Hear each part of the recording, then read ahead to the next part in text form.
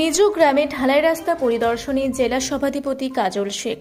বীরভূমের নানুর ব্লকের চারকোল গ্রাম পঞ্চায়েতের পাপুরি গ্রামে ঢালাই রাস্তা পরিদর্শনে জেলা সভাধিপতি কাজল শেখ। বীরভূম জেলা পরিষদের উদ্যোগে পঞ্চদশ অর্থ কমিশনের পক্ষ থেকে নির্মাণ হয়েছে ঢালাই রাস্তা ও ড্রেন পরিদর্শন করলেন সভাধিপতি কাজল শেখ। বীরভূম পরিষদের পঞ্চদশ অর্থ কমিশনের 54,92,313 টাকা ঢালাই রাস্তার জন্য বরাদ্দ করা হয়েছে এবং ড্রেনের জন্য 19,97,508 টাকা বরাদ্দ করা হয়েছে। এই ঢালাই রাস্তা এবং ড্রেনের কাজ ঠিকঠাকভাবে হচ্ছে কিনা, একই সাথে সাধারণ মানুষের কোনো অভাব অভিযোগ আছে কিনা এই রাস্তা এবং ড্রেন নিয়ে, সেটাই খতিয়ে দেখলেন বীরভূম জেলা পরিষদের সভাধিপতি কাজল শেখ। যাতে ভালোভাবে এই ঢালাই রাস্তা এবং ড্রেনের কাজ সম্পন্ন হয় সেই দিকটা খতিয়ে দেখবেন বলে জানান সভাধিপতি কাজল শেখ। বীরভূম জেলা পরিষদের পক্ষ থেকে প্রথম নিজ গ্রামে ঢালাই রাস্তা ও ড্রেনের কাজ শুরু হয়েছে। রাস্তা পরিদর্শন করতে এলেন, কি দেখলেন? এটা বীরভূম জেলা পরিষদের 15 ফিনান্সের রাস্তা।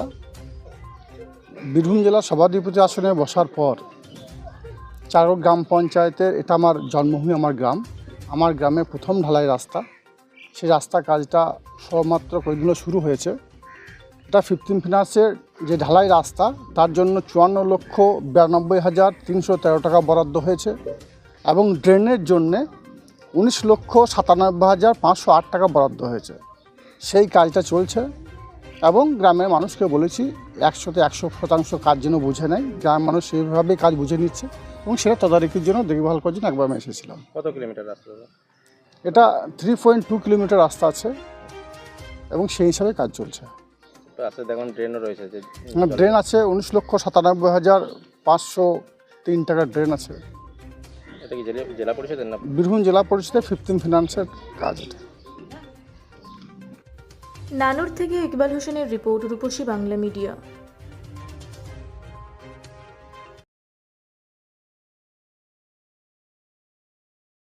পুরা ব্লকের লধুরকা গ্রামের অদূরে অবস্থিত দৌলত পাবলিক স্কুলের দখলে থাকা বেশ কিছু জমি নিয়ে শুরু হয়েছে আইনি জটিলতা।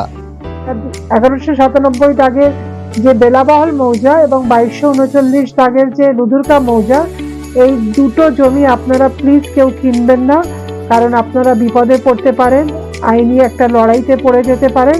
জমিটা একদম ডিসপিউটেড, ফলে একটু সাবধানে থাকবেন।